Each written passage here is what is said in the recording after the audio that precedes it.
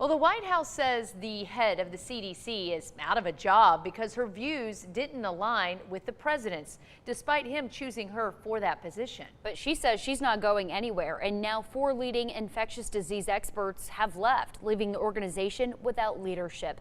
Ryan Nobles reports from Washington.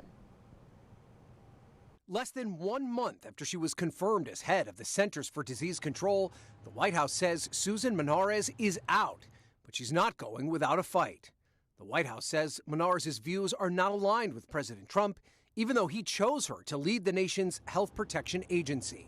We're going to make sure that folks that are in positions of leadership there are aligned with that mission. But Monarez says she hasn't spoken to the president and won't step down.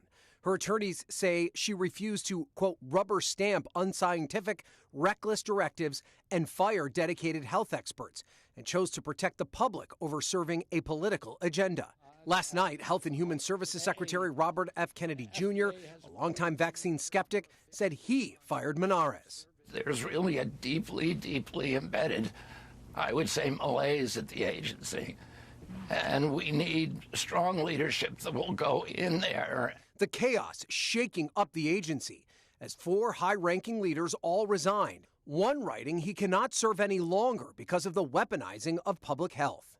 Senator Bill Cassidy, chairman of Health, Education, Labor, and Pensions, says his committee will oversee any high-profile departures.